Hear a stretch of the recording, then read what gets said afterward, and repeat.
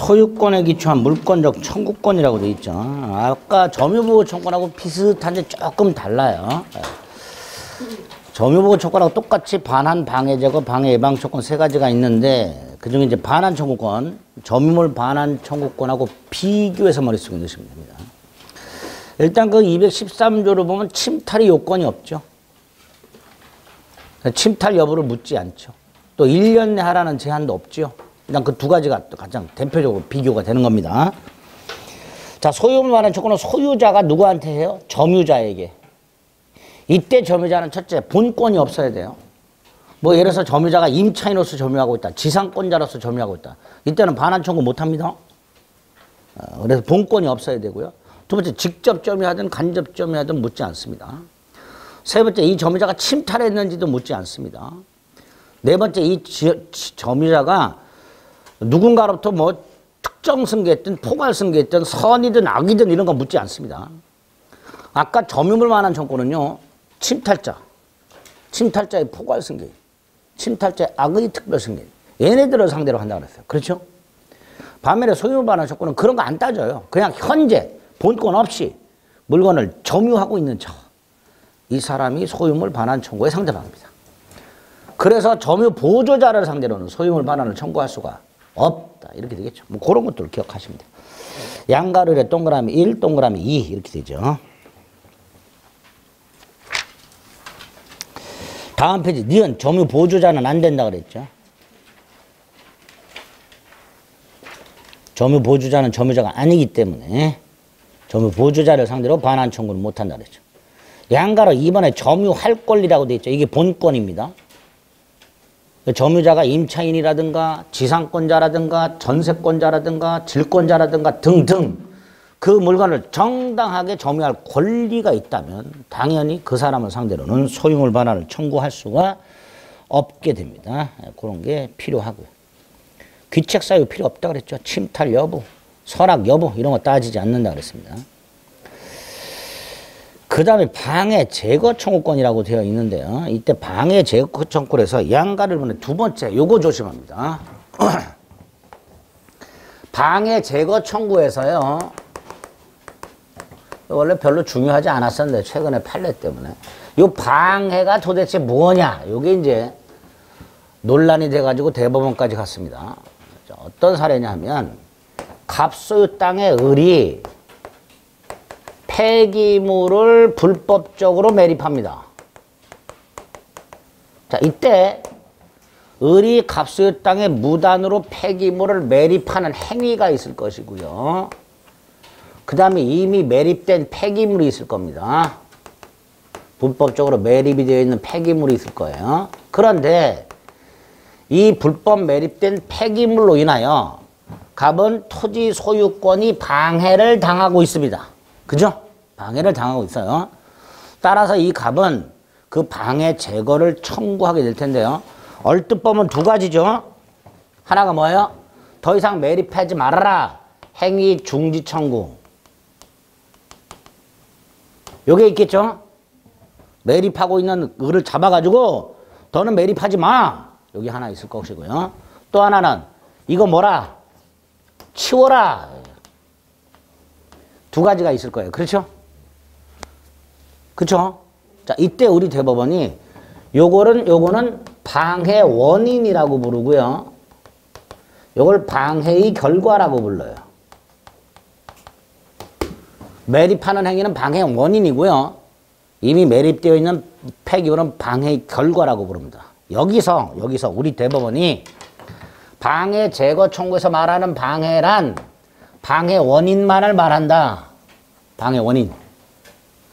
요 방해의 결과는 방해가 아니라 손해다. 손해. 갑에게 발생한 손해. 방해의 결과는 뭐라고요? 손해. 갑에게 발생한 손해. 그러니까 갑은 을에게 방해 제거 청구하려면 행위 중지 청구밖에 못한다. 저 폐기물에 대해서는 치워라가 아니고 손해배상 청구로 가라. 이미 매립되어 있는 폐기물에 대해서는 치워라가 아니에요. 손해를 배상하라. 손해배상 청구로 가라. 그래서 그 두 번째 줄 보면 여기서 방해란 현재도 지속되고 있는 침해, 즉 매립하는 행위를 말하고 법익 침해가 즉 매립하는 행위가 과거에 일어나서 이미 종결된 경우 즉 매립이 되어 있는 이 폐기물 이건 방해가 아니라 뭐다? 손해다. 손해.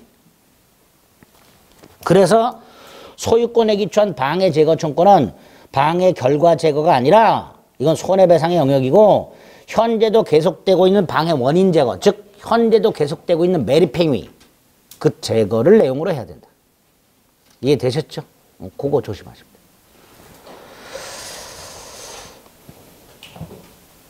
최근에 계속 출제가 되고 있습니다. 원래 방해 제거 청구는 그냥 넘어갔어야 되는데 즉 최근까지는 요게 판례가 나온다면 계속 출제가 됐습니다. 자, 마지막으로 방해 예방도 아까 점유물 방해 예방과 마찬가지로 방해 예방과 손해배상의 담보를 선택적으로 또는이죠. 실제 조문에는 또는이라고 안 돼 있고요. 방해 예방이나라고 돼 있어요. 이나. 점유물은 방해 예방 또는이라고 돼 있고 소유물은 방해 예방이나 손해배상의 담보 이렇게 되죠. 근데 이나도 또는이죠. 그렇게 됐습니다. 그리고 이제 마지막으로 소유권에서 공동소유를 보자. 공동소유. 중요하죠, 공동소유도. 그 중에 공유. 공동소유는 하나의 물건이고 소유권도 하나가 있어. 근데 소유자가 여러 명이야. 이게 공동소유죠. 그러니까 일물일권주의죠. 일물일권. 즉 공동소유는 일물일권주의의 예외가 아니죠. 일물일권이죠. 그리고 이제 이 수인의 소유자가 하나의 소유권을 쪼개서 갖고 있을 텐데요. 요 사람들의 관계가 뭐냐에 따라서 공유가 있고 합유가 있고 총유가 있죠. 합유는 동업자들 사이의 공동소유고요. 총유는 비법인 사단이라는 단체 구성원들의 공동소유를 말합니다. 그러니까 합유는 동업관계가 있고 총유는 단체 구성원이라는 관계가 있어요. 하지만 공유는 아무런 관계가 없어. 그래서 합유 총유를 뺀 나머지가 공유다 이렇게 생각하시면 돼요. 공유가 제일 중요하죠. 물건이 지분에 의하여 수인의 소유로 된 때. 물건이 지분에 의하여 수인의 소유로 된 때. 이게 공유다. 이때 수인 간에는 아무런 인적 결합이 없다. 동업관계도 없고 단체 구성원도 아니고. 대표적인 게 공동상속인들이 있죠. 값을 땅을 을병이 상속했다. 이런 게 전형적인 공유가 됩니다. 이런 공유 관계는 당사자들 법률 행위, 즉 계약을 통해 성립할 수도 있고 상속처럼 법률 규정을 통해 성립할 수도 있고. 공유 관계는. 이 공유 관계는 합유나 총유와는 다른 아주 독특한 특징이 두 가지가 있다. 공유자들은 언제든지 공유 관계를 해소할 수 있는 자유. 두 가지. 지분 처분의 자유와 공유물 분할의 자유가 있다. 공유자들은 언제든지 공유 관계를 해소할 수 있는 자유. 지분 처분의 자유와 공유물 분할의 자유. 두 가지 자유를 특징으로 합니다. 머릿속에 넣으셔야 돼요. 네 번째, 그리고 지분 따로 공유물 따로 확인해보자. 지분과 공유물. 갑을병이 900평짜리 땅을 3분의 1씩 상속을 받아서 공유하고 있다. 요게 지분이고, 요게. 땅이 공유물이고. 땅이 공유물이고.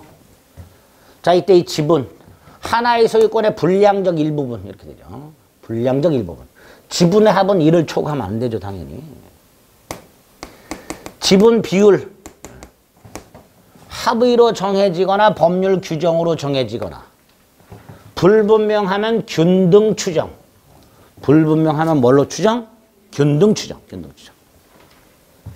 지분 처분 자유가 있다. 지분을 팔아먹거나 지분을 담보로 돈 빌리고 저당권 설정하거나. 이게 지분 처분인데.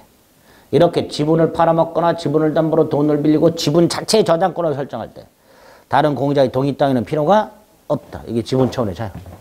이때 이 지분은 공유물 전부에 효력이 미친다. 지분은 어디에 효력이 미치냐고요? 전부. 900평짜리 3분의 1씩 갖고 있다 해서 300평씩에만 효력이 미치는 게 아니고요. 갑의 3분의 1 900평 전체, 을의 3분의 1 900평 전체 이렇게. 이유는 공유물에 대해서 사용수익을 공유물 전부를 사용식할 수 있도록 해놨어요. 각 공유자는 공유물 전부를 갑은 900평, 을은 900평, 병은 900평 이렇게. 단 어느 한 사람이 독점적으로 사용하면 안 되잖아요. 지분 비율로 이렇게 지분 비율.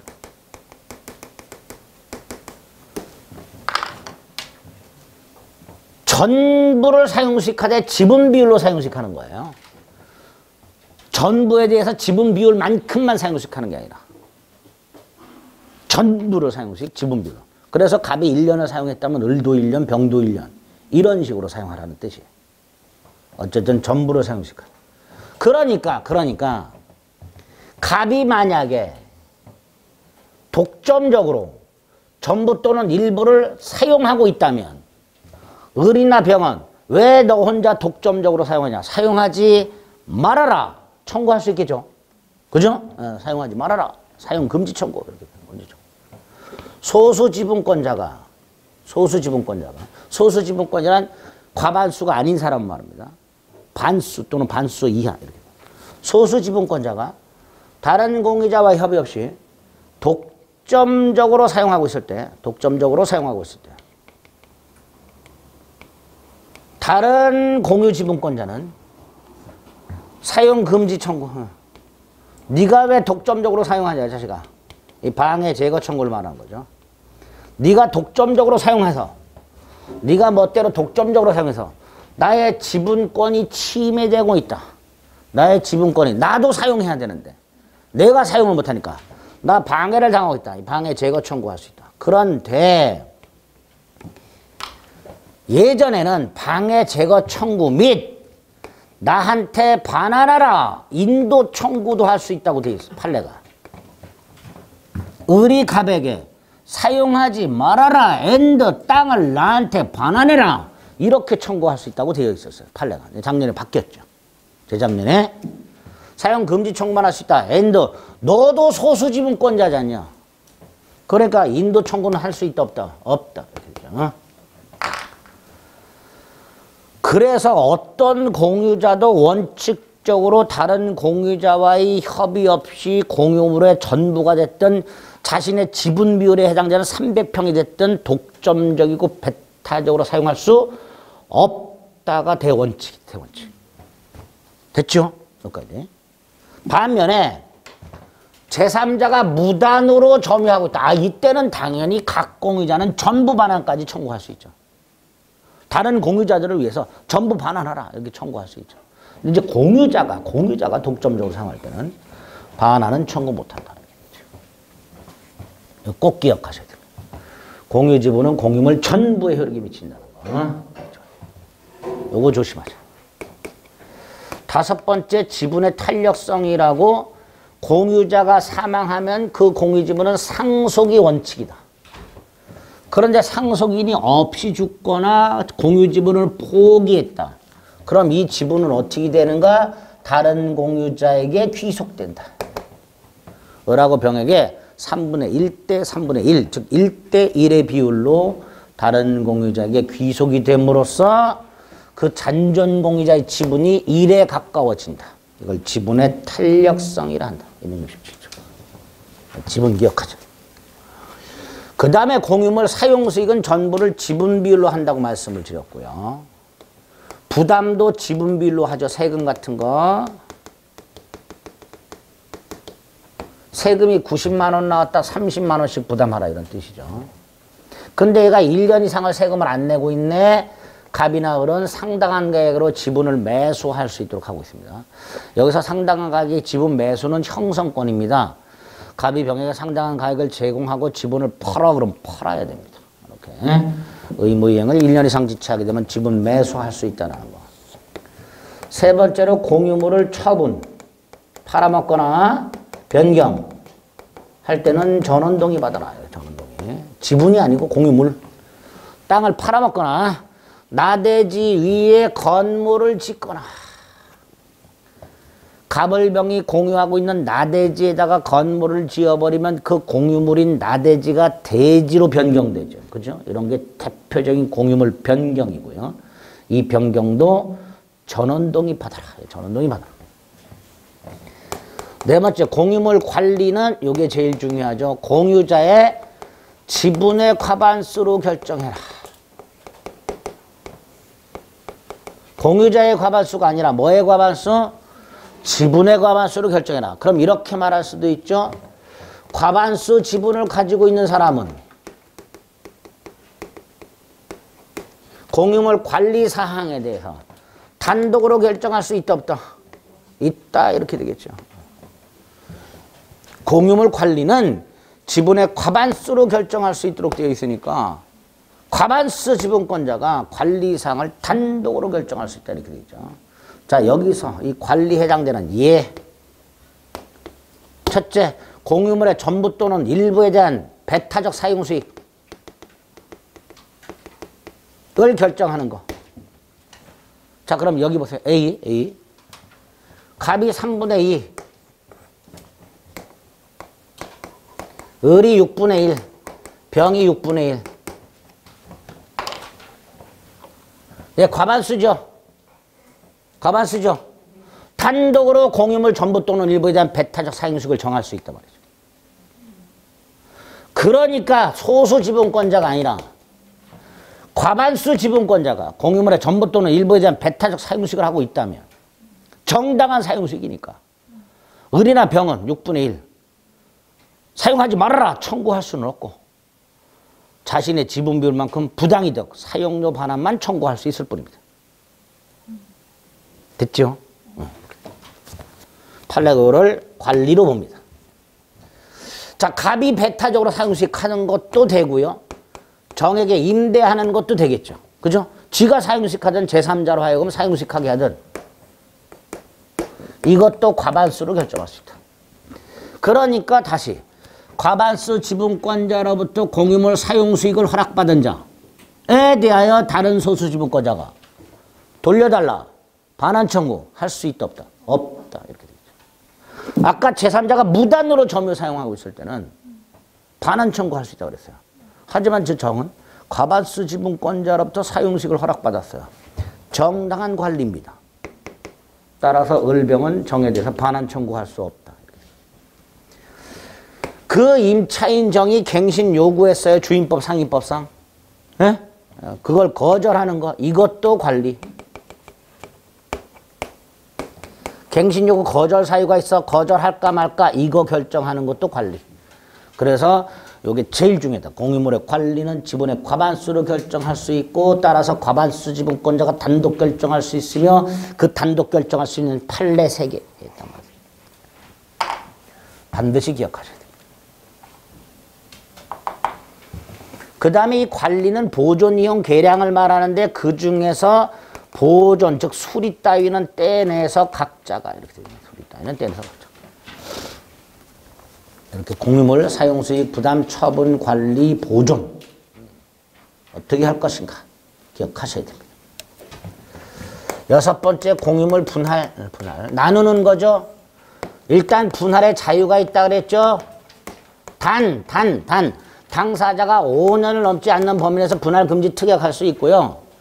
공유로 추정되는 경계표라든가 집합건물 공용 부분은 법률 규정에서 분할이 금지가 돼요. 이런 식으로 당사자가 분할 금지 특약을 하거나 법률 규정에서 금지가 되는 경우를 제외하고는 분할의 자유가 있다 이런 뜻입니다. 분할의 자유라는 것은 공유자 중 한 사람이 다른 공유자들을 상대로 분할합시다 라고 청구하게 되면 다른 공유자들은 거절 못하고 거절 안 되고 전원이 분할 협의에 응할 의무가 생긴다. 이게 판례죠. 그래서 분할 청구권은 다른 공유자의 동의나 승낙을 받을 필요가 없는 일방적 권리 형성권 이렇게 돼요. 형성권. 공유물 분할은 이렇게 어느 한쪽의 분할 청구로 시작되고요. 협의할 의무가 생기니까 협의 분할이 대원칙이 된다. 협의 분할. 이게 원칙이다. 이때 협의. 당일이 전원이 참가해야 된다. 한 놈이라도 누락되면 협의 분할은 무효다. 이렇게 되죠. 전원이. 이때 뭘 협의하는가? 분할의 방법을 협의한다. 분할 여부가 아니라 방법을 협의한다. 어떻게 분할할 것인가? 땅을 3등분하자. 현물 분할. 팔아가지고 돈을 나누자. 대금분할. 갑이 단독으로 소유권을 취득하고 을하고 병에게는 지분을 돈으로 배상해주자. 가격배상. 세 가지 중에 하나. 선택. 어떤 게 원칙 이런 건 없고요. 현물분할할지 대금분할할지 가격배상할지 그거 협의해라. 협의가 되면 협의 내용대로 분할하면 되는데 협의가 안 됐다. 재판분할로 가라. 공유물 분할 재판에 따라서 공유물 분할 소송이 제기된다. 이 공유물 분할 소송은 역시 전원이 참가해야 되고 한 놈이라도 누락하면 무효가 되니 이런 걸 고유, 필수적, 공동소송 이렇게 불러요. 고유, 필수적, 공동소송. 그 소송에 따라 나오는 판결이 바로 공유물 분할 판결이고 공유물 분할 판결은 형성권에 기초한 판결이니까 무슨 판결? 형성 판결 187조가 적용된다. 따라서 법원의 공유물 분할 판결이 있게 되면 각 공유자는 등기 없이도 법원에 의하여 분할된 각 부분의 소유권을 취득하게 된다. 등기 없이도. 분할 판결이 확정된 때 법원의 공유물 분할 판결이 확정된 때 등기 없이 분할된 각 부분의 소유권을 취득하게 됩니다. 자, 이때 재판 분할은요. 원칙이 현물 분할이 현물. 그런데 하다 안 돼. 현물 분할할 수 없어. 이럴 때는 법원이 경매법원에다가 매각을 의뢰를 해. 즉 경매를 요구해. 경매법원이 팔아서 돈을 나눠. 이게 예외. 원칙이 현물 분할이고 예외가 대금 분할이죠. 그리고 재판 분할은 가격 배상이 없어. 그런데 법원이 재판 분할의 경우에는 가격 배상 판결을 하면 안 돼. 없어. 현물 분할 판결이나 대금 분할 판결을 해야 돼. 가격 배상 판결을 못 해. 근데 법원이 가격 배상 판결을 하면서 현물 분할의 일종이다라고 해. 그리고 가격 배상 형태의 현물 분할이라고 그래. 현물 분할도 안 되고 대금 분할도 어렵다면 법원은 갑에게 네가 단독으로 소유권을 취득하고 을하고 병에게는 지분을 가격으로 배상하는 형태의 현물 분할. 배상하는 형태의 현물. 왜 우리 홍길동이 아버지를 아버지라고 부르지 못하죠? 그거 똑같아요. 가격배상 판결을 가격배상 판결이라 부르지 못하고 가격배상 형태의 현물 분할 이렇게 얘기합니다. 이걸 인정. 이렇게 분할이 되면 효과는 공유관계는 해소가 되고 공유관계는 해소가 되고 언제부터 장래를 향하여 장래요. 단 상속재산 분할만큼은 상속개시시로 소급. 이거 상속개시시로 소급을 시키지 않으면 세금 2번 낸단 말이에요. 그러면 안 된다. 그래서 상속재산 분할만큼은 상속개시시로 소급한다. 세 번째, 갑을병이 땅을 현물로 나눴네. 그런데 병이 분할받은 땅에는 하자가 있네. 똥발받네 병은. 그죠? 갑이 분할받은 땅과 을이 분할받은 땅은 멀쩡한 땅인데 병이 분할받은 땅은 땅을 건물 지려고 파봤더니 암석이 지하 3km까지 묻혀있어요. 아무짝에도 쓸모없는 땅을 분할받았네. 자, 그래서 이런 경우에는 다른 공유자가 매도인하고 똑같은 하자담보 책임을 져야 해요. 기존에 자신의 공유 지분 비율만큼 담보 책임을 져라. 이렇게 되어 있습니다. 그래야 되겠죠? 그리고 마지막. 갑을병이 공유하던 땅이 있다. 2분의 1씩. 땅값이 1억이다. 그러면 갑하고 을은 각각 5천만 원어치를 갖고 있는 거죠. 거의. 그죠? 그런데 갑이 요 지분을 담보로 돈 빌려고 저당권 설정했다. 이때 저당권자 병은요. 3천만 원을 빌려줬어. 나중에 갑이 돈 안 갚으면 요거 경매를 넣어. 그럼 5천만 원 회수하겠죠? 5천만 원 중에 3천만 원 회수할 생각을 딱 하고 있었어. 병이. 그런데 갑과 을이 땅을 나눴네. 이렇게 갑이 10분의 1, 을이 10분의 9. 이때 이 저당권자 병을 여기에 집중시켜버리면 1,000만 원밖에 안 되잖아요. 뚜껑 열려 안 열려?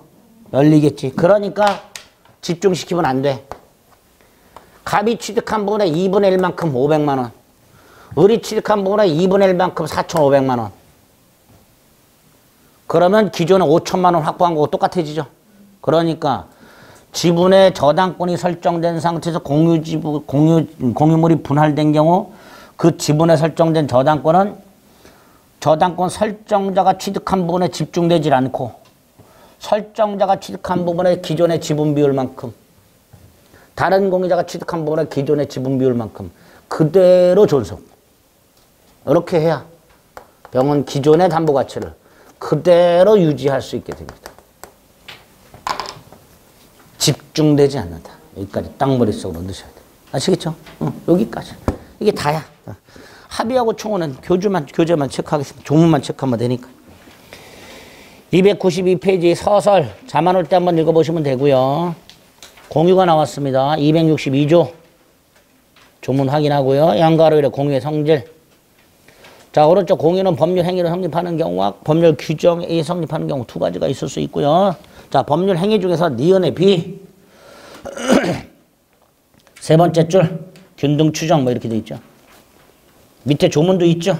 2번에 공유 지분 262조, 263조. 조문만 확인하시면 돼. 거의 조문만 나옵니다. 넘기세요. 지분의 내용.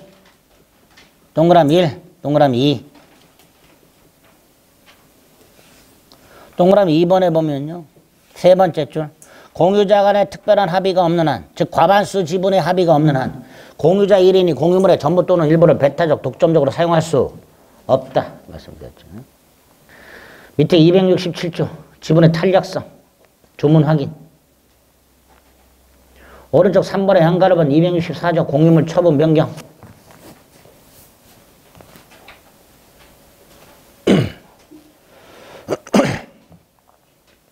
조문 확인하고. 밑에 265조. 제일 중요하죠. 공유자의 지분의 과반수. 지분의 과반수.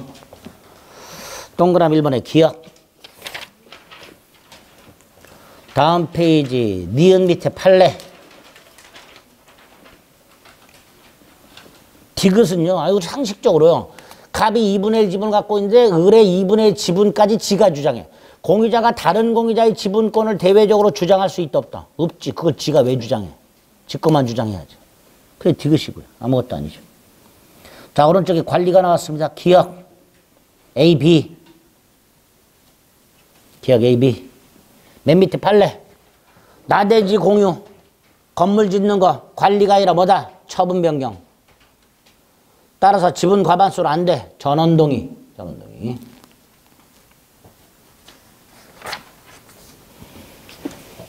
다음 페이지 쭉 내려 4단의 공유물에 대한 부담. 266조 1항 2항. 오른쪽 맨 위에 268조 1항 2항. 밑에 양가로 1번 분할의 자유. 동그라미 1번의 원칙. 동그라미 2번의 예외 2개.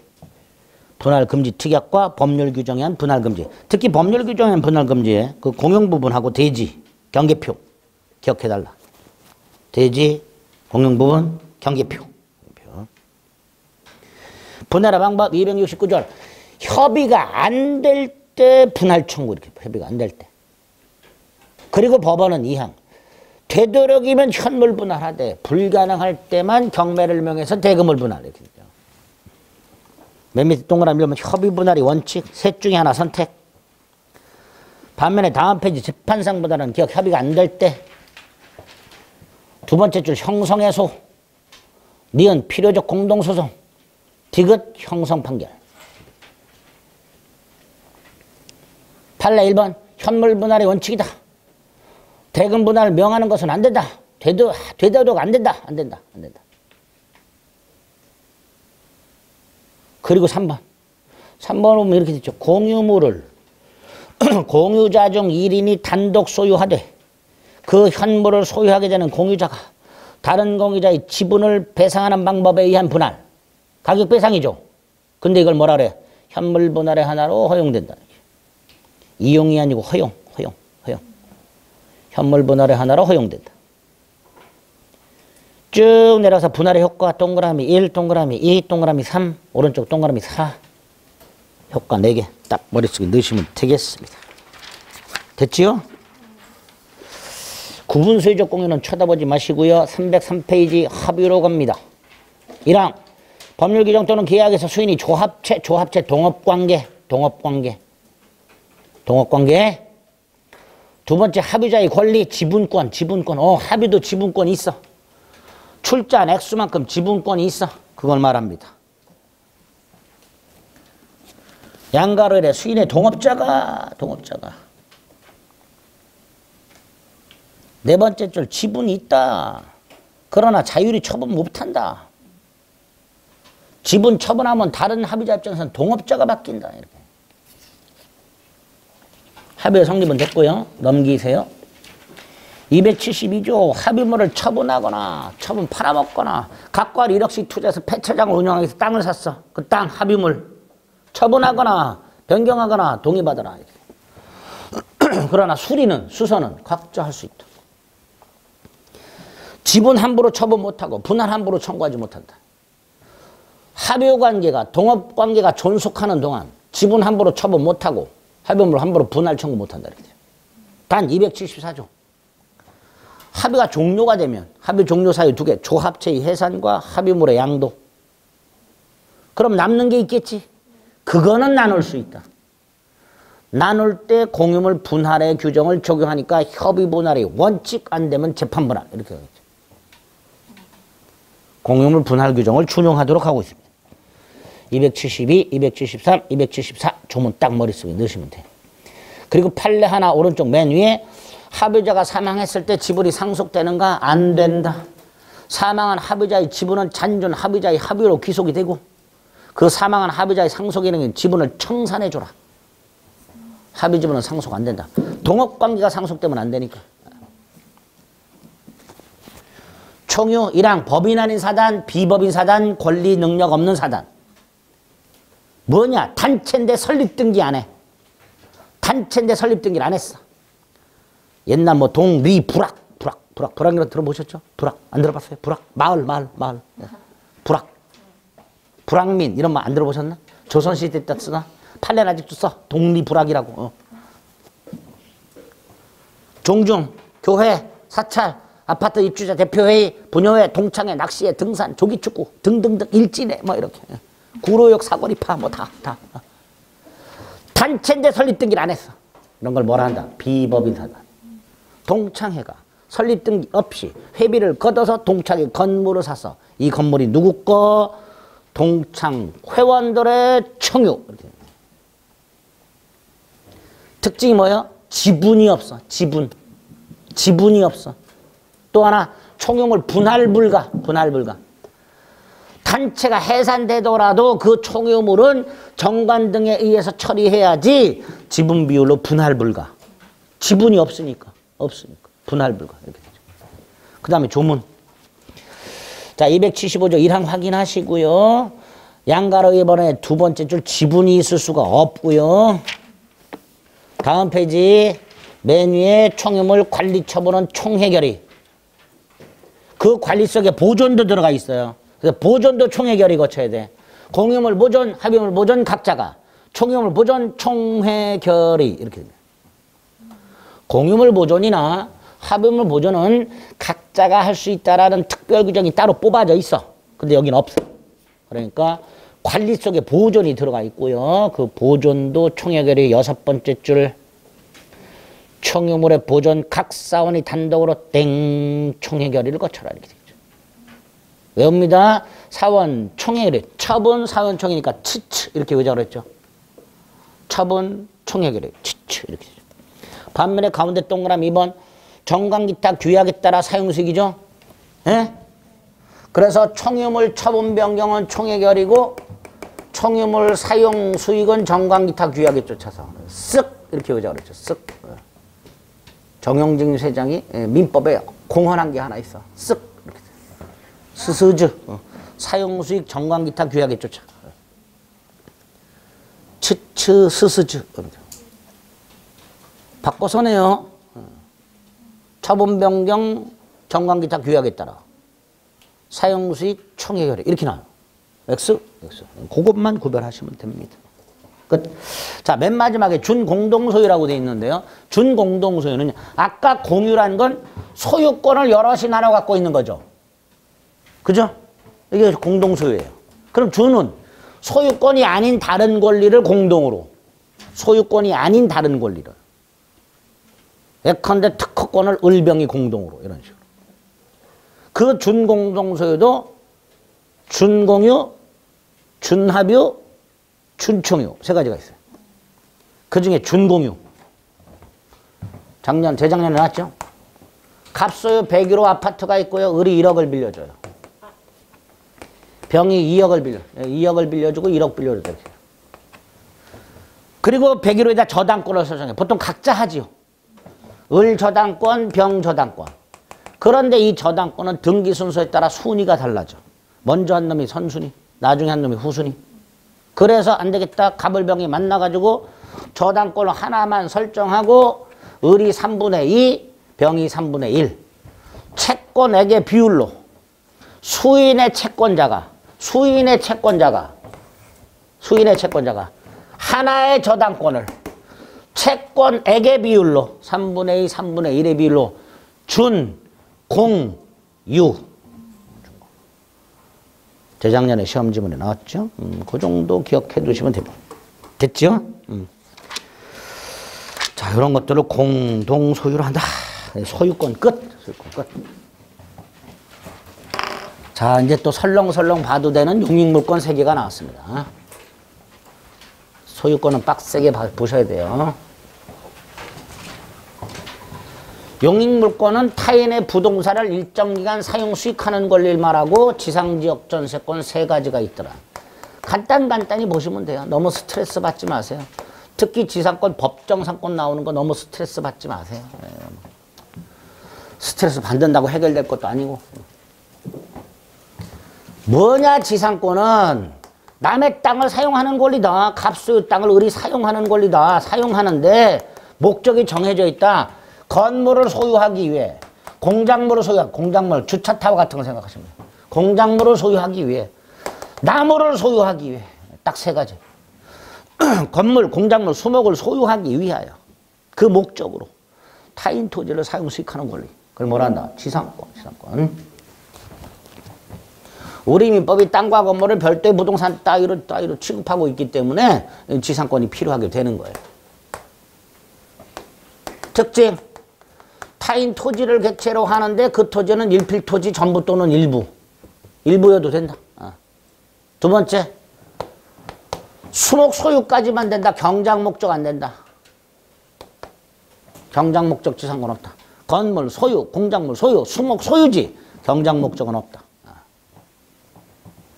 세 번째, 지상물 없어도 된다. 을이 건물을 소유하고 땅 파기, 터 파기 하고 있다. 이것도 지상권의 내용이다. 지상물이 없어도 지상권은 성립하고 기존 지상물이 멸실되더라도 지상권은 소멸하지 않는다. 이걸 판례가 뭐라고 표현해요? 지상물의 현존은 지상권의 성립요건도 존속요건도 아니다. 이렇게 말하네. 지료지급 당사자가 협의하면 된다. 유상일 수도 있고 무상일 수도 있다. 지료지급은 지상권의 요소가 아니다. 지료지급은 지상권의 요소가 아니다. 당사자 합의로 무상으로 할 수도 있다. 전세권은 전세금 지급이 요소고요. 임대차는 차임 지급이 요소입니다. 반드시 전세금 지급해야 되고요. 반드시 차임을 지급해야 돼요. 하지만 지상권은 반드시 지료지급 이런 거 없어. 단 뒤에 가면 법정지상권과 관습법상 법정상권이라는 게 나와. 이 법정자가 붙어있는 것들은 유상입니다. 판례가. 법정상권 아예 명문 규정을 박아놨어요. 지료는 당사자 협의가 안 되면 법원이 정한다. 이런 식으로. 법정상권. 유상입니다. 합의로 하는 건 유상으로 할 수도 있고 무상으로 할 수도 있습니다. 5번째. 자, 을이 땅에 대해서 지상권을 갖고 있다. 건물을 소유하고 있다. 요 지상권과 소유권 하나의 권리, 별개의 권리. 당연히 별개의 권리죠. 그죠? 을은 갑소유 땅의 지상권을 갖고 있고 그 위의 건물의 소유권을 갖고 있단 말이죠. 자, 이때 이 지상권과 지상물에 관한 권리, 별개의 권리, 독립한 권리, 따라서 따로 양도할 수 있다가 판례예요. 을은 지상물만 팔 수도 있고 지상권만 팔 수도 있다. 따라서 지상권자와 지상물 소유자가 반드시 일치해야 되는 것은 아니다. 이게 판례예요. 단. 일단 따로따로 팔 수 있어요. 이게 목적이죠. 건물 소유 목적. 목적인 권리가 주된 권리고요. 이게 수단이야. 수단인 권리가 종된 권리야. 그리고 우리민법 100조. 종물은 주물의 처분에 따른다. 그걸 권리로 확장해. 종된 권리는 주된 권리 처분에 따른다. 그래서 을이 지상물을 양도했을 때, 지상물, 을이 건물을 팔았을 때 건물만 판다 라는 특약을 하지 않는 한 지상권 양도도 포함되는 것으로 해서 정확하게 구별해서 기억하세요. 따로따로 팔 수 있어. 별개의 권리야. 단 주종의 관계가 있으니까 지상물을 양도하면서 지상물만 양도한다고 특약할 수 있어. 하지만 그 특약이 없는 한 지상물 양도 속에는 지상권 양도도 포함되는 것으로 해석한다. 네? 여섯 번째 우리 대법원에 의하면 민법은 분명히 건물 소유, 공작물 소유, 수목 소유 목적으로만 지상권을 설정할 수 있도록 되어 있지만 담보 목적 지상권을 인정하고 있다. 이 판례가. 물권 법정주에서 관습법에 의한 내용 변경이 됩니다. 내용 변경. 원래 물권 법정주에만 종류도 만들지 못하고 내용도 바꾸지 못하죠. 판례가 바꾼 거예요. 내용 변경. 담보 목적 지상권 된다. 갑수요 나대지를 담보로 돈을 빌려준 은행이 저당권만 설정하지 않고 지상권까지. 왜? 갑의 건물 신축을 막으려고. 갑이 건물을 신축해버리면 저 땅의 담보가치가 하락하니까 갑의 건물 신축을 막아서 땅의 담보가치를 유지할 목적으로 은행이 뭐도 설정? 지상권도 설정. 이때 이 은행의 지상권은 땅의 사용식을 목적으로 한다 안 한다? 아니다 말이죠. 토지의 담보가치 유지 목적밖에 없단 말이에요. 그러니까 만약에 제3자가 이걸 침해했다 하더라도 을은 그 제3자를 상대로 부당이득 반환 따위 청구할 수가 없고. 왜? 지가 사용식을 목적으로 하지 않으니까.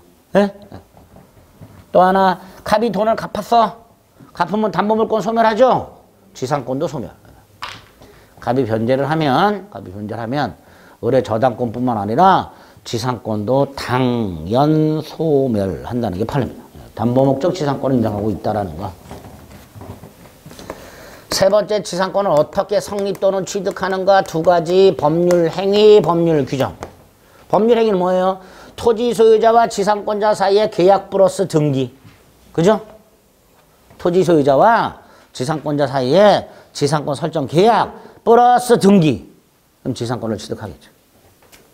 두 번째 법률 규정에 한 취득 187조. 지상권자가 사망해서 상속을 받거나 뭐 이렇게 187조.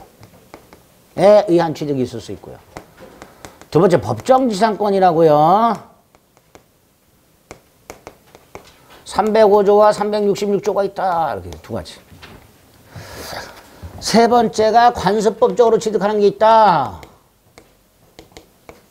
분묘기지권하고 관습법상 법정상권하고 분묘기지권과 관습법상 법정상권하고 이건 나중에 특수지상권 가서 보면 되고요. 자, 법정상권이 문제인데요. 이 법정지상권이나 관습법상 법정상권은 공통 전제가 있어요. 일단 둘 다 땅과 건물이 존재하고 소유자가 동일. 여기에서 출발합니다. 둘 다.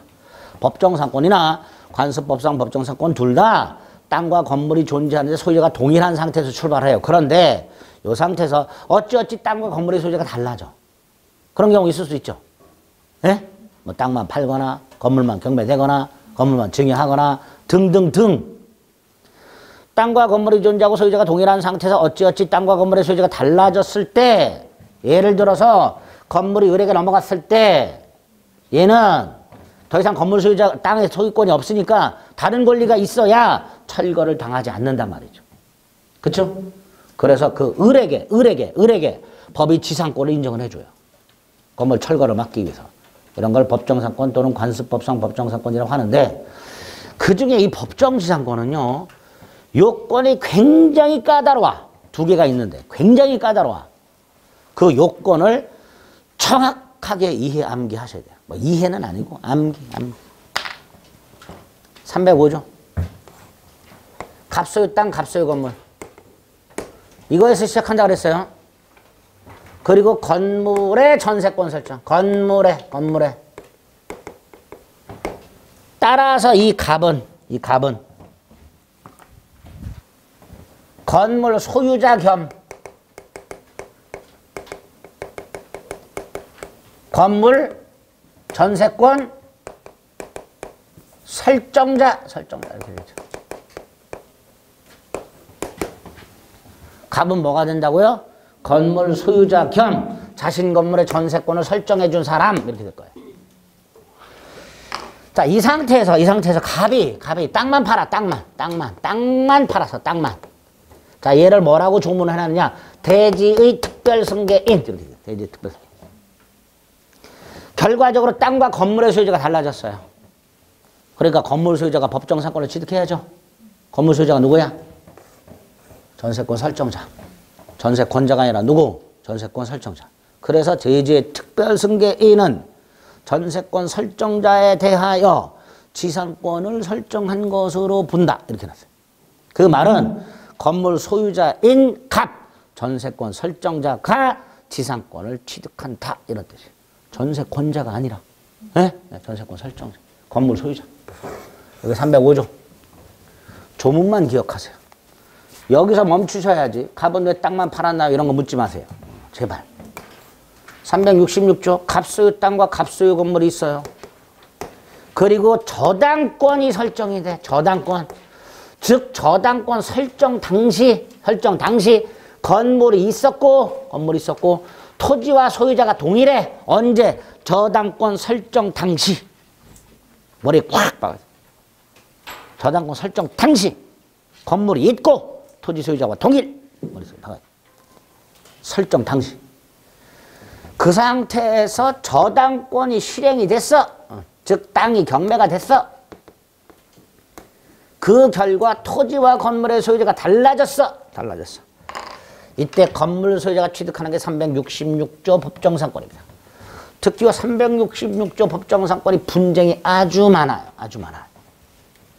가장 기본이 되는 거 몇 가지 확인해 보겠습니다. 생각만 하시면 돼요. 듣고 넘어가세요. 첫째, 갑 소유 나대지의 저당권이 먼저 설정이 되고 건물이 지어졌다. 그리고 저당권이 실행됐다. 토지 저당권이. 그래서 토지가 병에게 넘어갔다. 건물에 의한 법정사건 된다? 안 된다? 안 된다. 왜? 건물이 없었으니까. 저당권 설정 당시 건물이 없었으니까. 되려면 저당권 설정 당시 건물이 있었어야 돼. 근데 없었잖아. 그러니까 법정사건 인정 안 된단 말이죠. 그죠? 그런데 우리 대법원 갑소유 땅에 저당권이 설정이 될 때 건물이 건축 중이었네. 만약에 저당권이 설정될 때 건물이 건축 중이었다면 이 을은 이 땅을 나대지로 평가해서 돈 빌려줬을까요? 대지로 평가해서 돈 빌려줬을까요? 대지. 나중에 법정사건 인정해도 된단 말이에요. 이때는. 저당권 설정 당시 건물이 건축 중. 이때는 나중에 인정된다. 두 번째, 갑소유 땅, 갑소유 건물. 땅에 저당권 설정. 땅에. 그러면 그림상 저당권 설정 당시 건물이 있었고 소유자 동일하죠. 그죠? 네, 그런데 갑이 건물을 철거하고 새로 지었네. 갑이. 그리고 땅이 경매됐네. 신축한 건물에 의한 법정사건 인정? 된다. 된다. 저당권 설정 당시 건물이 존재했고 소유자가 동일하게만 하면 그 건물이 존속할 것은 지상권 요건이 아니다. 따라서 그 건물 철거 후 신축했다 하더라도 법정사건은 인정될 수 있다 말이야. 다만 그 지상권의 범위는 구건물을 기준으로 해라. 지상권의 범위는 구건물을 기준으로 해라. 근데 또 이거하고 조금 구별을 해야 될 게 갑소유 땅이 있고 갑소유 건물이 있는데 땅의 저당권, 건물에도 저당권, 그런데 저당권자가 동일인 이걸 공동저당이란다. 무슨 저당? 공동저당. 이 상태에서 건물이 철거되고 새로 지어졌다. 잘 생각해 보세요. 건물이 철거되는 순간 건물 저당권 사라지죠. 그죠? 땅 저당권만 남아요. 그리고 건물 지은 거죠. 그러니까 법정사건 인정? 안 된다. 이때는. 땅에만 저당권이 설정되고 나서 건물이 철거 신축된 경우와 땅 건물에 공동저당권이 설정되고 나서 건물이 철거 신축된 경우를 구별하자. 반드시. 예? 예? 한 귀로 듣고 한 귀로 흘. 세 번째. 갑소유 땅에 갑이 건물을 소유하고 있었어. 저당권이 설정됐어. 그런데 갑이 건물을 팔았어. 병에게. 그럼 갑소유 땅 병소유 건물이 됐죠. 예?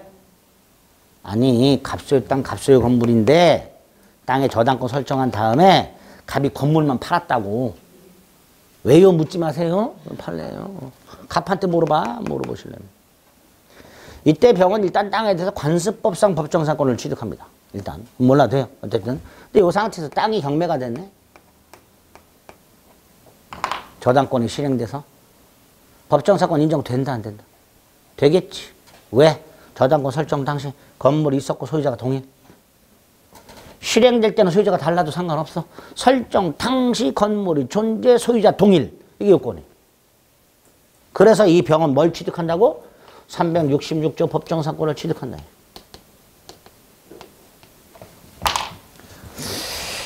더 하면 안 되겠다. 세 가지 정도만.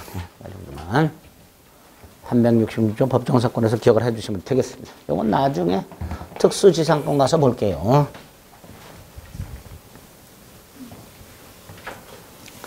자, 남의 물건을 사용 수익하니까요. 존속기간 및 갱신이 당연히 문제가 되겠죠. 존속기간 임대차에서 봤지요. 최장, 최단 두 가지가 있다 그랬죠.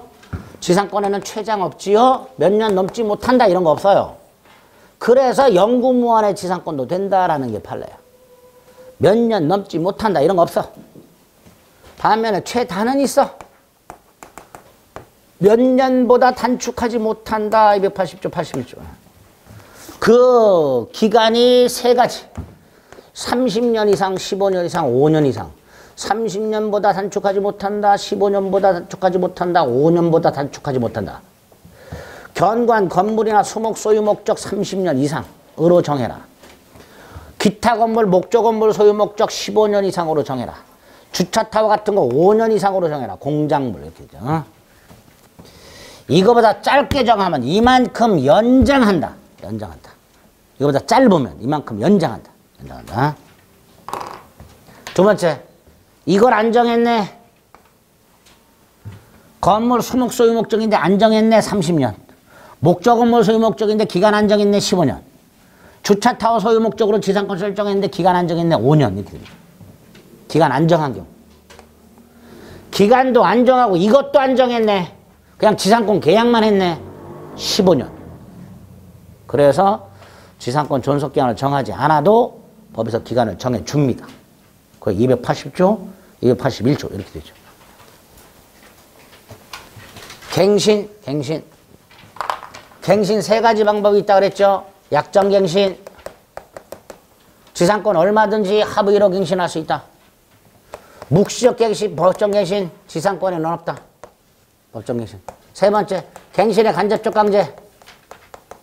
이게 뭐였죠? 갱신 청구 및 지상물 매수 청구.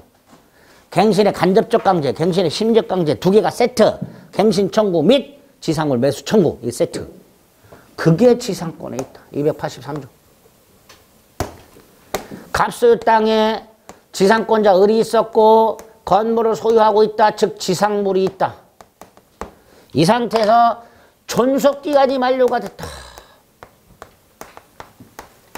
지상권 존속기간이 만료가 됐다. 지상권 존속기간이 만료가 됐는데 지상권자 소유의 지상물이 남아있더라. 지상물 현존. 그래서 지상권자가 갑에게 갱신을 청구했다. 그런데 갑이 갱신을 원하지 않는다. 그럼 뭐 할 수 있다? 건물 사라. 매수 청구. 거절할 수 있다 없다? 없다. 없다. 이건 거절할 수 없다. 갱신에 간접적 강제했다. 이렇게 지상권의 존속기간과 갱신이 어떻게 규정이 되어 있는가 확인하세요. 거기까지만 313페이지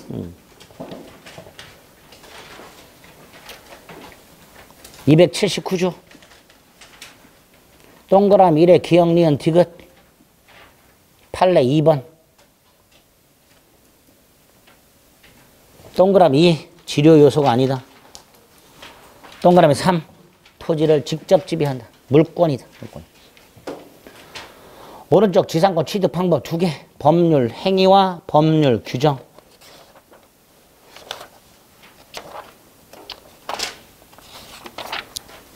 326페이지 먼저.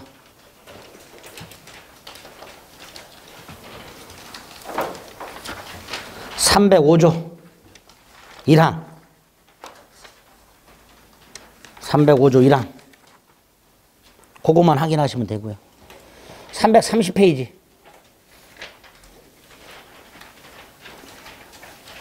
366조 조문 있고요. 밑에 의 있고 요건 기억합니다. 기억 저당권 설정 당시 건물이 존재. 당연히 건물은 미등기 무허가도 되고요. 따라서 오른쪽 B 나대지의 저당권 설정 후 건물이 신축되었을 때는 법정사건 인정 안 된다. 판례 1번.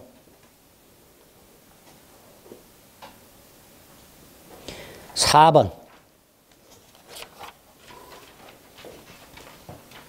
다음 페이지 5번.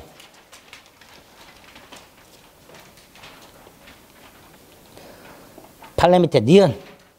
저당권 설정 당시 동일인 이렇게 되죠. 저당권 설정 당시 동일인.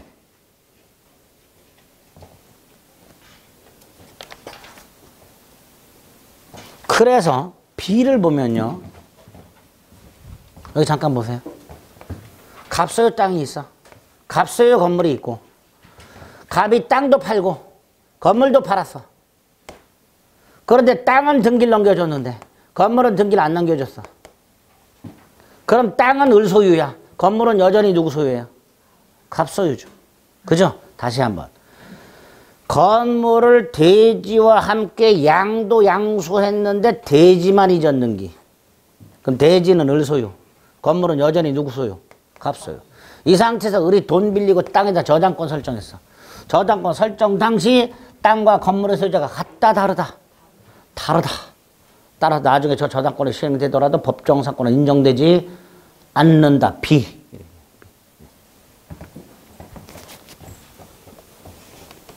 됐죠? 오른쪽 맨 위에 디귿. 다음 페이지 법정사건의 효과. 존속기한은 지상물의 종류와 구조에 따라서 30년, 15년, 5년. 유상이라 그랬죠? 치료 지급하라 말이죠. 치료 지급하라. 자, 이때 법정상권은요, 치료가요. 잘 보세요. 법정 지상권이 성립을 해요. 치료 지급해야 된다 그랬죠? 유상이라 그랬지? 법정 사건이 성립하면 치료 지급 의무가 생겨. 그런데 얼마를 지급할지 아직 정해져 있지 않았죠. 그죠? 법정 사건이 성립하는 순간 하늘에서 소리가 들려. 치료를 얼마를 지급하라. 이렇게 돼요? 안 돼요? 안 돼요. 법정 사건이 성립하게 되면 치료 지급 의무가 생기긴 하지만 얼마를 지급할지 치료액은 결정이 되지 않았단 말이죠. 그러니까 어떻게 해야 되는가? 법정상권 성립하고 당사자가 만났고 협의로 결정하거나 협의가 안 되면 법원에 재판을 청구해서 법원이 결정을 하게 돼요. 그러니까 치료가 결정되기 전에는 치료 지급 의무는 있으나 얼마를 지급할지 정해져 있지 않으니 지급할 수가 없고 따라서 지급하지 않았다 하더라도 치료 연체가 될 수가 없죠. 그죠? 결정 전에는 치료 연체가 있을 수가 없어요. 그런데 결정이 되면 소급을 해요. 결정이 되면 그 결정 효과는 어떻게 된다고요? 소급을 해야 돼. 소급을 해야 돼. 법정상권 성립한 대로. 나중에 가면 2년 이상 치료 연체가 있으면 지상권 소멸을 청구할 수 있도록 돼 있어요. 갑이. 지상권자가 2년 이상 치료를 연체하면 토지 소유자는 지상권 소멸을 시킬 수 있어. 자, 그럼 법정상권의 경우는 어떻게 되는가? 결정이 있으면 결정 후 2년 연체가 아니지. 소급한다 그랬으니까. 결정 후 2년 연체가 아니라 결정 전, 후 걸쳐 2년 연체 하면 지상권 소멸을 청구할 수 있다. 이렇게 되겠죠. 그죠? 그게 치료, 기억, 니은. 됐죠? 그 정도 확인하시고 돌아옵니다. 315페이지 존속기간. 네모 3번에 1번에 280조 최단 존속기간. 2항. 이거보다 짧으면 연장한다. 무효가 아니라 연장한다. 조문만 확인. 다음 페이지 최장기간은 없어. 영구무한 된대. 2번 281조 기간 정하지 않은 거. 1항과 2항. 1항은 기간만 안 정하고요. 2항은 지상물의 종류와 구조도 안 정한 거예요. 쭉 내려가서 갱신 청구 및 매수 청구 283조가 있죠. 이런 식으로 갱신이 가능하다. 됐죠? 이렇게 지상권 기본적인 내용 확인하고요. 잠시 쉬었다가 효력 좀 보겠습니다.